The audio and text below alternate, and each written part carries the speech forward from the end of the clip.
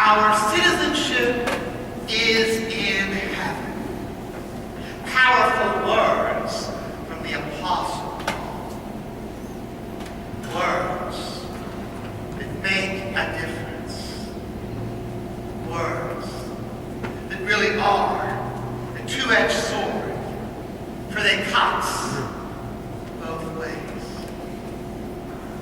And then he adds, for he will transform this lowly body to conform with his glorious, glorified body. Wow. What a promise. Question is, do we believe that our citizenship is in heaven? Do we believe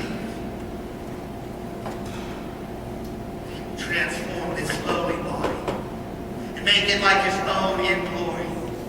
Make it like the body that shone in glory on the top of that holy mountain before Peter, James, and John as he conversed with Elijah and Moses. Conform it to that glorious body that emerged from the tomb that first Easter morn, trampling death underfoot. Do we really believe? It's not intellectually, but here, in the guts, in the core of our being. Do we believe? But then again, that's not the right question. It's really not a question that can be answered corporately.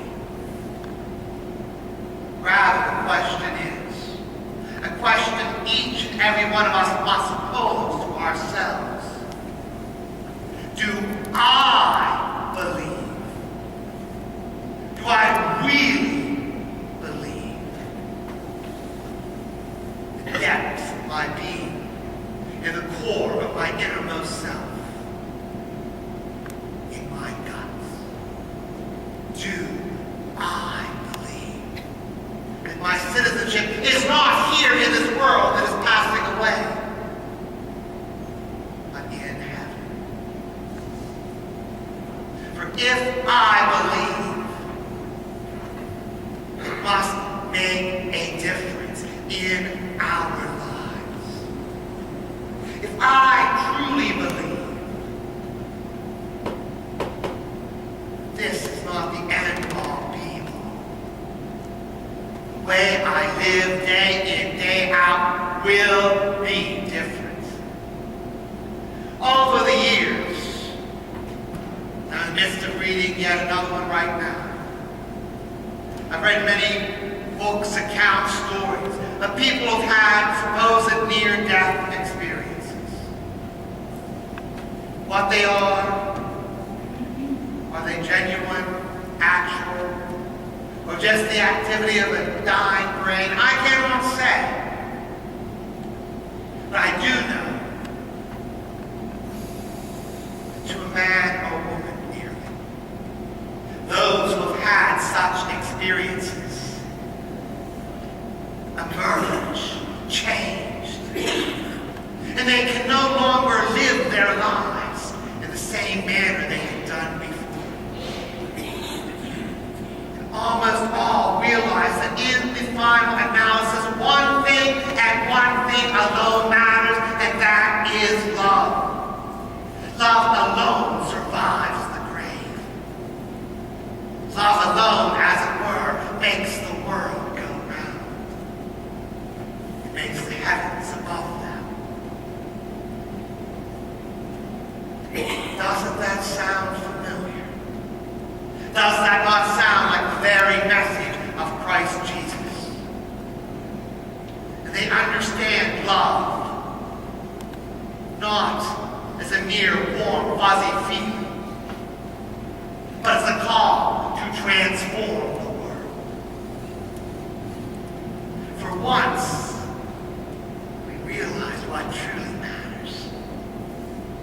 Once we believe that we are just passing through, and that our citizenship really is in heaven. Once we honestly, in our gut, understand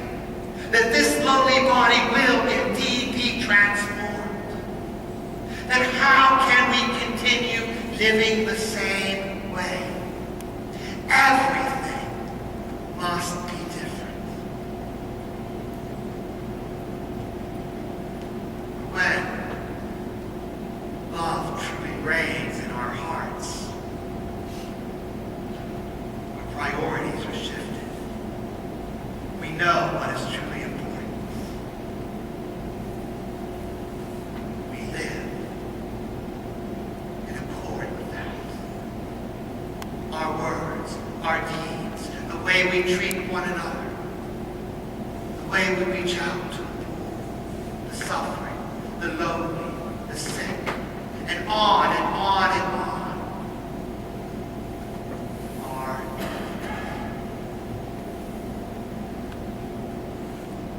Do I really believe?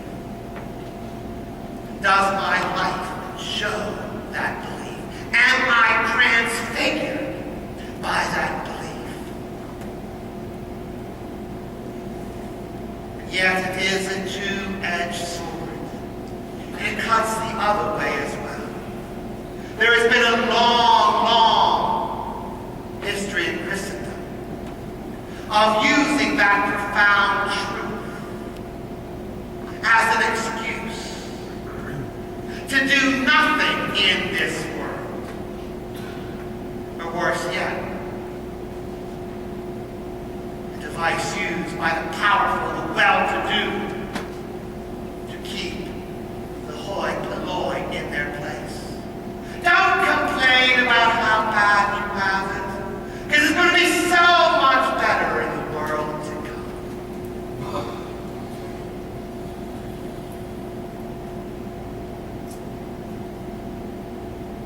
And that kind of attitude is what caused Marx to call religion the opiate of the people.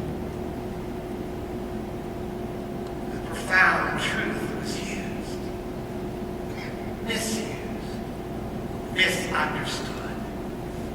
Again, those who have gone through near-death experiences come back with a completely different point of view. Having survived death, at least in their minds, they come back, no longer fearing death. Oftentimes they say how they hated to come back.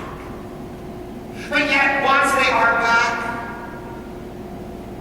they are renewed in their belief of how important this world, this life is.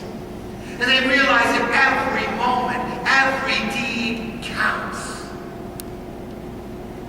They realize that they need to make a difference. Having experienced, again, at least in their mind, the most incredible experience imaginable, they don't come back thinking this life is pointless and it doesn't matter and we just need to rush through it. No, they finally appreciate on a much deeper level that this world is good. This life is a gift. It is to be lived. It is to be celebrated. It is to be savored. And that because this world is good, because this life matters, each and every life is important. And we have a positive obligation to reach out to them.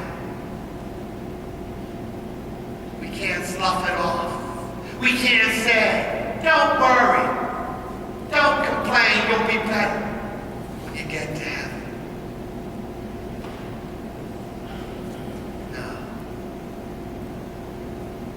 Our citizenship is in heaven.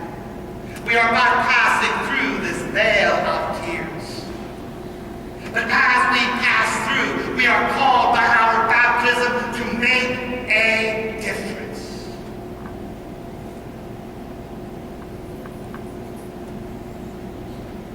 Make the world better.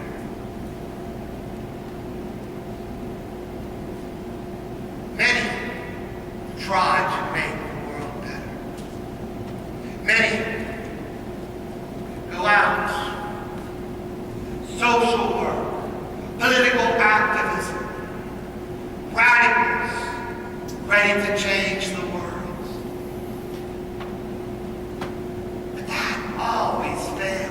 Because those kind of attitudes, well, often well-intended, simply see this world as an end unto itself. We've got to make this world as good as it can be because this is all there is. And such efforts are bound to failure. The only way we can succeed, the only way we can make a difference, the only way we can transfigure our world is by living our baptismal call. And believing that yes, indeed, our citizenship is in heaven. That this lowly body will be transformed to conform to his glorified body. And precisely because of those realities, we have an obligation here and now. That is the challenge, the paradox even. Our citizenship is in heaven, and yet that truth means we must take this life all the more seriously. We must be all the more certain to do all we can to transform it, to build up the kingdom.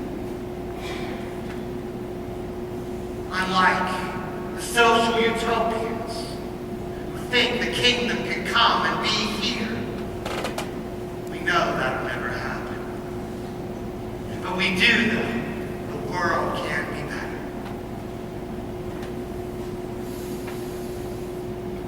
Our citizenship is in heaven. This lowly body will be transformed to conform to his glorified body. Do I believe that? Do you believe that? In the very marrow of our being. Do we believe that? If we do, if we truly do, then everything about the way we live must be different. Freed from the fear that death is the end. Freed from the selfishness that I have to get as much as I can right here, right now, before it all runs out. Free of the illusion that I have no obligation to others. Free of the belief that it's all about me and me alone, because this is my world and I have nothing else. Freed from all of that. Truly, we can. Truly, we will make a difference. And we will make this world, although never perfect, an ever closer representation, experience of the kingdom, which we have a foretaste here at the table as we feast at the wedding banquet